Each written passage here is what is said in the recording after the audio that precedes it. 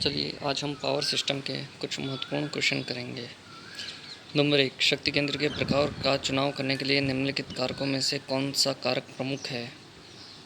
तो ए है उपलब्ध ईंधन का प्रकार, बी है पर्याप्त मात्रा में शीतलकारी जल, सी है पर्यावरण प्रदूषण का बचाव और डी है यातायात की सुविधा व उपरोक्त ABC। तो इसमें किसी भी शक्ति केंद्र के लिए ये चारों ही पॉइंट इम्पॉर्टेंट होंगे। अगला क्वेश्चन है, ऊर्जा का प्राथमिक स्रोत है ए सूर्य, बी पानी, सी कोयला, डी में से कोई नहीं। तो प्राथमिक स्रोत में सूर्य होगा।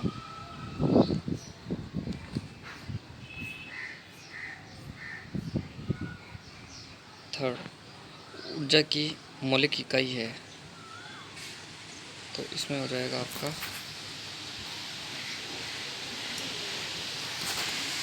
मौलिक इकाई में हो जाएगा, सही आंसर हो जाएगा जूल। अगला क्वेश्चन है, एक प्रत्यावर्तक बदलता है, प्रत्यावर्तक यानी अल्टरनेटर। तो अल्टरनेटर क्या करता है? यांत्रिक ऊर्जा को विद्युत ऊर्जा में बदलेगा, तो इसका हो जाएगा पी। अगला क्वेश्चन है, एक kWh यानी 1 किलोवाट आवर कितने किलो कैलोरी के बराबर होगा? तो ये 860 किलो कैलोरी के बराबर होगा।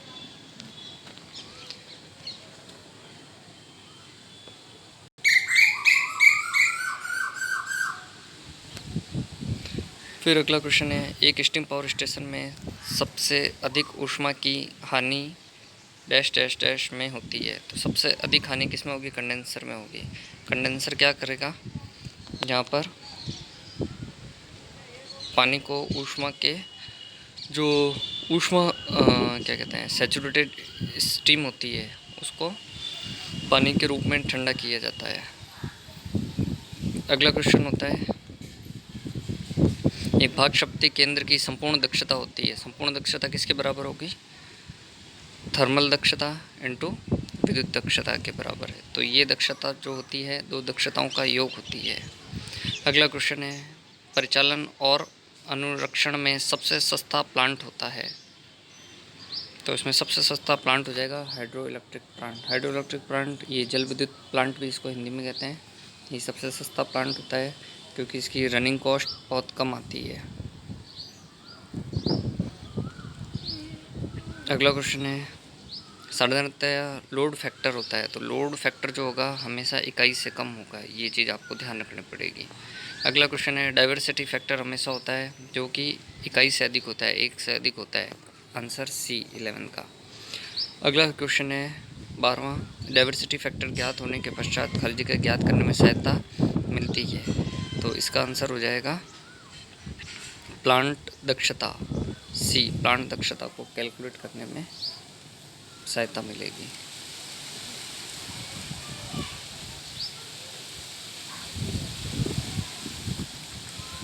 इसके बाद अगला क्वेश्चन है क्वेश्चन नंबर 13वां, निम्नलिखित वोल्टेज लेवल रेंज में से किसमें एक पावर स्टेशन में पावर उत्पन्न किए जाते हैं?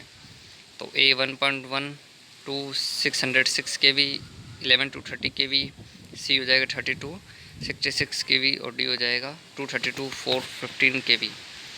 तो उसका सही आंसर हो जाएगा 11 से 30 kV के बीच में।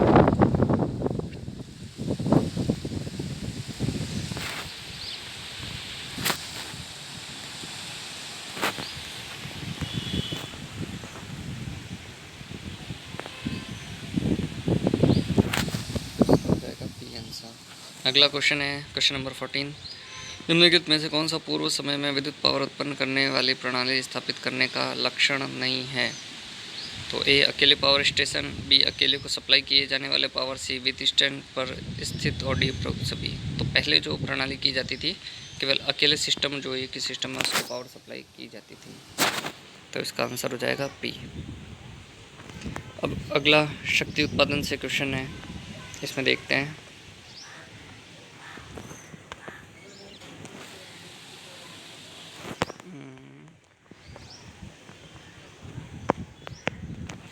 पारंपरिक क्वेश्चन नंबर 15, पारंपरिक रूप से विद्युत ऊर्जा उत्पादन करने के लिए निम्नलिखित प्रकार के विद्युत शक्ति केंद्र कार्य करते हैं।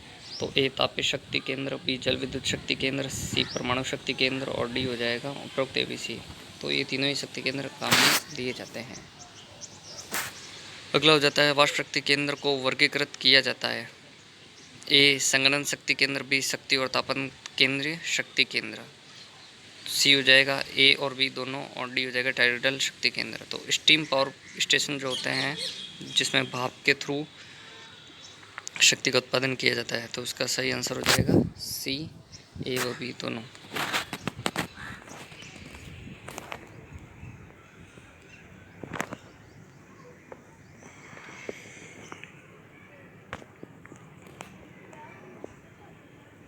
अगला है जिस विद्युत जनन केंद्र पर विद्युत ऊर्जा का उत्पादन कोयला जलाकर किया जाता है उसे खाली जगह कहते हैं, तो इसे कहेंगे तापीय शक्ति केंद्र कहेंगे, ए आंसर हो जाएगा।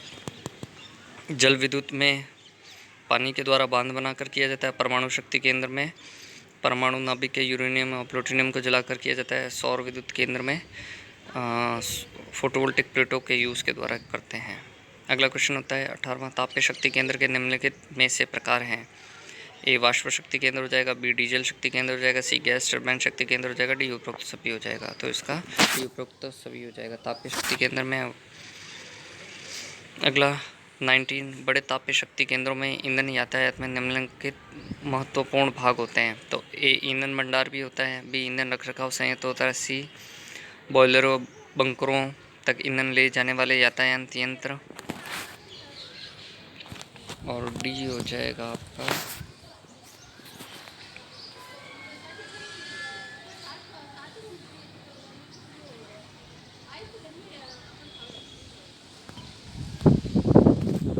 डी हो जाएगा रेलवे की सुविधा व उपरोक्त एबीसी। तो इसके चारों ऑप्शन सही हो जाएंगे।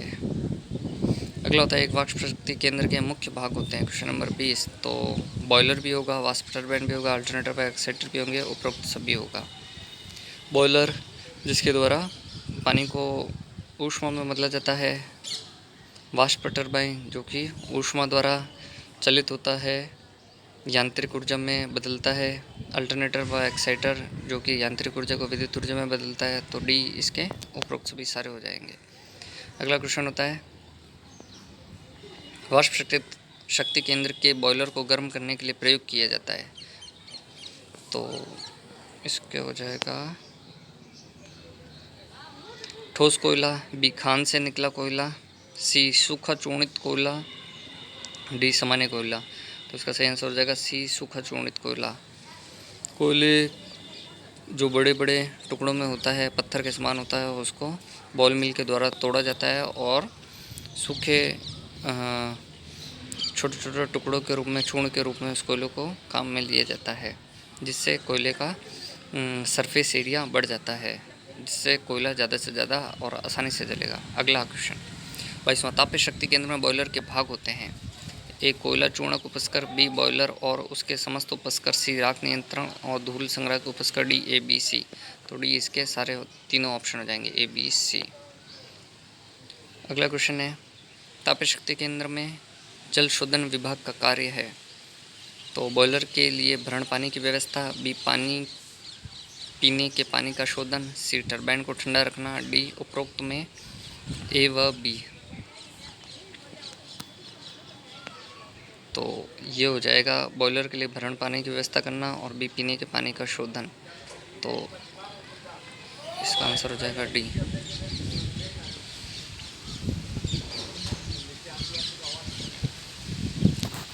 अगला क्वेश्चन है एक वाष्प शक्ति केंद्र में बॉयलर में भाप बनाने के लिए जो पानी प्रयोग किया जाता है वह होता है, तो ये जो होता है फ़िल्टर पानी होगा। फ़िल्टर पानी इसलिए लेते हैं ताकि बॉयलर के अंदर जो स्कैल्प ना जमा हो, जिसके कारण बॉयलर के अंदर कोरोजन होने लगता है और जिसके कारण बॉयलर कम समय में ही ख़राब हो सकता है और बॉयलर के फटने की संभावना हो जाती है। क्वेश्चन नंबर 25,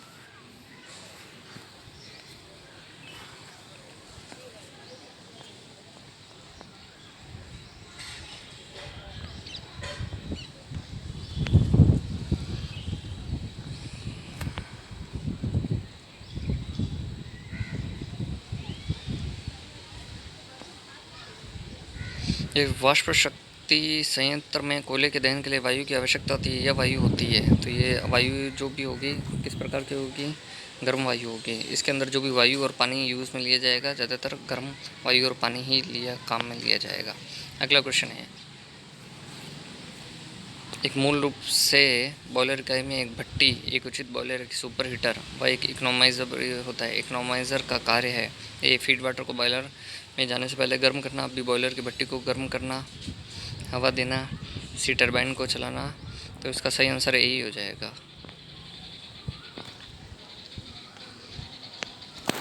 फीड वाटर को बॉयलर में जाने से पहले गर्म करना। चलिए आगे चलते हैं।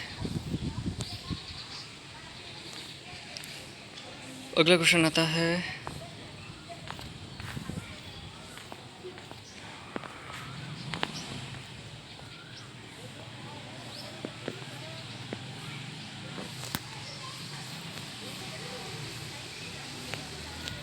बॉयलर में भाप के दबाव के आधार पर फीड वाटर को डैश डैश डैश तक गर्म किया जाता है। तो इसका आंसर ये एक फिक्स डेटा क्वेश्चन है, तो इसमें 150 से 230 डिग्री सेंटीग्रेड तक होगा, बी आंसर होगा। अगला क्वेश्चन है, वाष्प शक्ति केंद्र में कोयला दहन होने के पश्चात बची राख को खाली जगह, इसको जो बची राख होती है इसको खाली वातावरण में नहीं छोड़ा जाता है। इसका सही ऑप्शन होगा बी, राख रखरखाव संयंत्र में इकट्ठा किया जाता है और यही राख बाकी सीमेंट फैक्ट्रियों में काम आती है, सीमेंट के उत्पादन में। अगला था, एक थर्मल पावर प्लांट की संपूर्ण दक्षता लगभग होती है। तो थर्मल पावर प्लांट की संपूर्ण दक्षता लगभग होगी 25 से 35% के बीच होगी। तो इसका सही आंसर हो जाएगा 25 से 26 है इसमें, तो 25 से 26 हो जाएगा। अगर 30-35 भी हो तो वो भी हो सकता है, लेकिन फिर ये ऑप्शन नहीं होना चाहिए। तो अगला क्वेश्चन, वाष्प शक्ति केंद्रों की हानियाँ हैं। तो ढेर मात्रा में शीतक पानी चाहिए, बी अनुरक्षण एवं प्रचालन हेतु कीमत उच्च होनी चाहिए, सी संयंत्र तुरंत सेवा में नहीं आ सकता है, और डी इन्हें जमा करने के लिए विषम भवन की आवश्यकता है। तो ए बी सी, तो सही आंसर हो जाएगा डी हो जाएगा। अगला हो जाएगा, एक स्टीम पावर स्टेशन की थर्मल दक्षता व विद्युत दक्षता क्रमशः है। स्टेशन की संपूर्ण दक्षता हो गई, तो संपूर्ण दक्षता का क्या होता है? थर्मल दक्षता गुणा विद्युत दक्षता। तो इसका सही आंसर हो जाएगा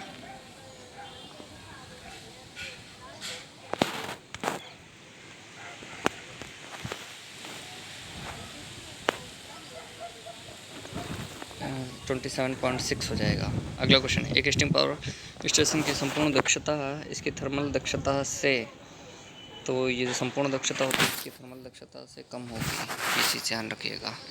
अगला है, थर्मल पावर स्टेशन में सुपर हीटर जो भाप होती है, भाप को और अधिक उससे जो नमी या पानी का वाष्प का कंटेंट होता है उसको निकालने में, तो सुपर हीटर क्या करेगा? भाप को एकदम सुपर हीट कर देगा ताकि उस भाप में नमी या पानी का मात्रा बिल्कुल ख़त्म हो जाए।